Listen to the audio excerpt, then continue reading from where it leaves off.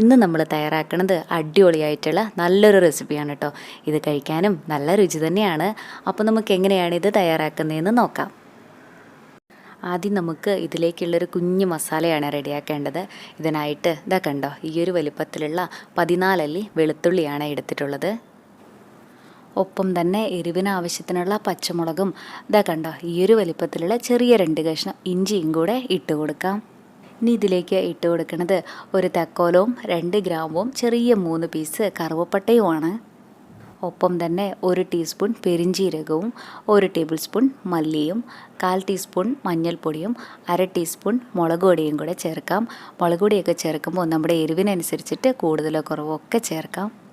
ഇനി ഇത് അരഞ്ഞു കിട്ടാനായിട്ട് 3 ടേബിൾ സ്പൂൺ വെള്ളം കൂടി ഒഴിച്ചിട്ട് നല്ലപോലെ ഇതൊന്ന് അരച്ചെടുക്കാം.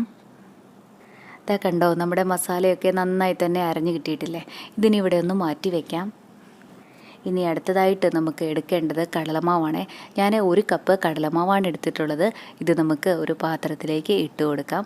കൂടെ തന്നെ ആവശ്യത്തിനുള്ള ഉപ്പും 1/4 ടീസ്പൂണിലും കുറച്ച് കുറവായിട്ട് കായപ്പൊടിയും കൂടെ ചേർക്കാം. ഇനി ഇതിലേക്ക് ചേർക്കുന്നത് നമ്മൾ നേരത്തെ അരച്ച് മാറ്റി വെച്ചിട്ടുണ്ടായിരുന്ന മസാലയില്ലേ, ഇതിൽ നിന്നും 1 ടീസ്പൂൺ മസാലയാണ്. ഒപ്പം തന്നെ 1 ടീസ്പൂൺ ഓയിലും 1/4 ടീസ്പൂണിലും കുറച്ച് കുറവായിട്ട് മഞ്ഞൾപ്പൊടിയും എരിവിനാവശ്യത്തിനുള്ള മുളക് പൊടിയും കൂടെ ചേർക്കാം. ഇനി ഇതിലേക്ക് കുറേശ്ശെ വെള്ളം ഒഴിച്ചിട്ട് നല്ലപോലെ ഇതൊന്ന് കുഴച്ചെടുക്കുകയും കൂടെ ചെയ്യാം. നമ്മൾ ആദ്യമേ ഒത്തിരി വെള്ളമൊക്കെ ഒഴിച്ചിട്ട് കുഴച്ചെടുക്കാനായിട്ട് നോക്കിക്കഴിഞ്ഞാൽ വെള്ളമൊക്കെ കൂടിപ്പോകാനുള്ള ചാൻസൊക്കെ ഉണ്ട്. അതുകൊണ്ട് കുറേശ്ശെ വെള്ളം ഒഴിച്ചിട്ട് കുഴച്ചെടുക്കുന്നതാണ് ഏറ്റവും നല്ലത്. എനിക്കിത് നല്ലപോലെ കുഴച്ചെടുക്കാനായിട്ട് 4 ടേബിൾ സ്പൂൺ വെള്ളമാണ് വേണ്ടി വന്നത്. ഇനി മാവ് നമുക്ക് ഇതുപോലെ ഒന്ന് ആക്കി കൊടുക്കുകയും കൂടെ ചെയ്യാം. എളുപ്പത്തിന് വേണ്ടിയിട്ട് കട്ടിംഗ് ബോർഡിൽ വെച്ചോ കൗണ്ടർ ടോപ്പിൽ വെച്ചോ ഇതുപോലെ ആക്കി കൊടുത്താലും കുഴപ്പമൊന്നുമില്ല. ഇപ്പോൾ ഇത് നല്ല നീളത്തിലല്ലേ ഇരിക്കണേ. ഷേപ്പാക്കാനായിട്ട് എളുപ്പത്തിന് വേണ്ടിയിട്ട് ഞാനിത് 2 പീസായിട്ടൊന്ന് കട്ട് ചെയ്തിട്ട് കൂടെ എടുക്കുന്നുണ്ട്. കണ്ടോ, ഈ ഒരു കനത്തിലാണേ നമുക്കിത് കിട്ടേണ്ടത്. ഇനി ഇത് ചെറുതായിട്ടൊന്ന് മുറിച്ചിട്ട് കൂടെ എടുക്കാം. ഇതുപോലെ കുറച്ച് വലുതായിട്ടാണ് ഇത് കട്ട് ചെയ്തിട്ട് എടുക്കേണ്ടത്. കത്തി കൊണ്ടോ കത്രി കൊണ്ടോ എങ്ങനെ കട്ട് ചെയ്തെടുത്താലും കുഴപ്പമൊന്നുമില്ല.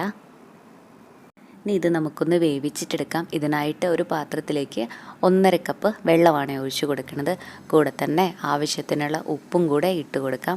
ഇനി നമ്മുടെ വെള്ളമൊക്കെ ചെറുതായിട്ടൊന്ന് ചൂടായി വരുന്ന സമയത്ത് നമ്മളിപ്പോൾ കട്ട് ചെയ്ത് വെച്ചിട്ടുണ്ടായിരുന്ന ആ ഒരു കടലമാവിൻ്റെ പീസസിലെ ഇത് നമുക്ക് ഓരോന്നായിട്ട് ഇട്ട് കൊടുക്കാം. ഇനി ഇത് മൂടി വെച്ചിട്ട് നല്ലപോലെ ഒന്ന് വേവിച്ചിട്ടെടുക്കാം. 5 മിനിറ്റൊക്കെ തന്നെ മതിയാകും കേട്ടോ. അപ്പോഴേക്കും തന്നെ നമുക്കിത് നന്നായിട്ട് വെന്ത് കിട്ടിയിട്ടുണ്ടാവും.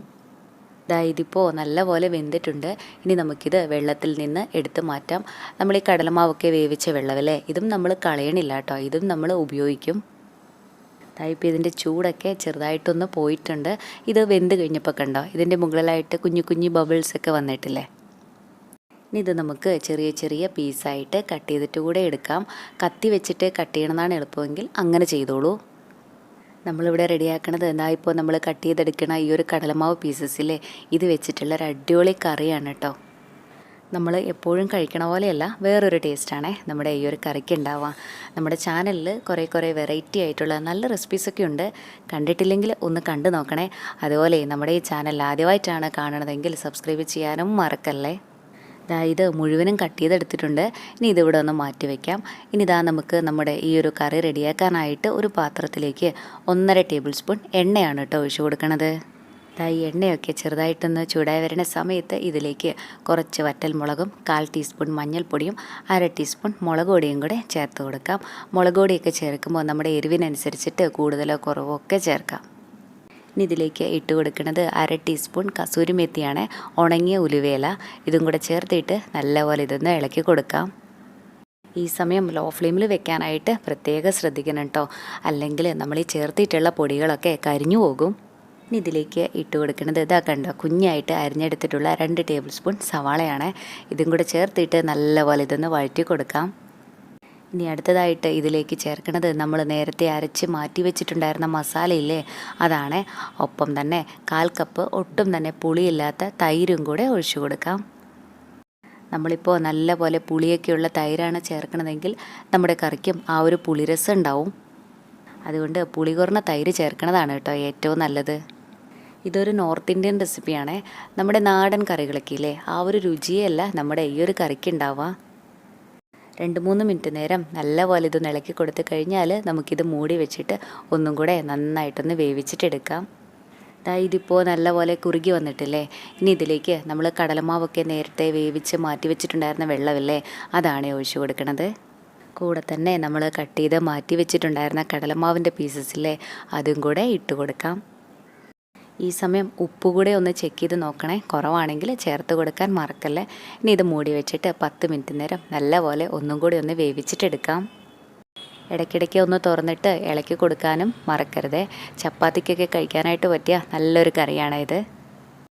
നല്ല ചാറായിട്ടാണ് വേണ്ടതെങ്കിൽ അങ്ങനെയും നമുക്കിത് തയ്യാറാക്കാം കേട്ടോ. അതുപോലെ കുറുകിയ പരുവത്തിലാണ് വേണ്ടതെങ്കിൽ അങ്ങനെ ചെയ്താലും കുഴപ്പമൊന്നുമില്ല. ഇനി ഇതിലേക്ക് കണ്ടോ, ഇതുപോലെ കുഞ്ഞായിട്ട് അരിഞ്ഞെടുത്തിട്ടുള്ള 2 ടേബിൾ സ്പൂൺ മല്ലിയിലയും ഒപ്പം തന്നെ 1/2 ടീസ്പൂൺ ഗരം മസാലയും കൂടെ ഇട്ട് കൊടുത്തിട്ട് നല്ലപോലെ ഒന്ന് മിക്സാക്കി കൊടുക്കാം. ഇത്രയും മതി. ഇനി നമുക്ക് ഫ്ലെയിം ഓഫ് ചെയ്യാം. നമ്മൾ ഈ ചേർത്തിട്ടുള്ള കടലമാവിൻ്റെ ആ ഒരു പീസസില്ലേ, ഇത് കഴിക്കാൻ തന്നെ നല്ല രുചിയാണ് കേട്ടോ. പത്തിരിയുടെ കൂടെയോ ഗോതമ്പ് ദോശയുടെ കൂടെയോ ചപ്പാത്തിയുടെ കൂടെയോ ഒക്കെ നല്ല കോമ്പിനേഷനാണ് ഇത്. എപ്പോഴും നമ്മൾ നമ്മുടെ നാടൻ രീതിയിലുള്ള കറിയൊക്കെ വെക്കാറുള്ളത്. ഇനി ഒരു ചേഞ്ചിന് വേണ്ടിയിട്ട് ഒരു തവണയിലും ഇങ്ങനെയൊന്ന് തയ്യാറാക്കി നോക്കണേ. എന്നിട്ട് അഭിപ്രായം പറയാനും മറക്കല്ലേ കേട്ടോ. താങ്ക്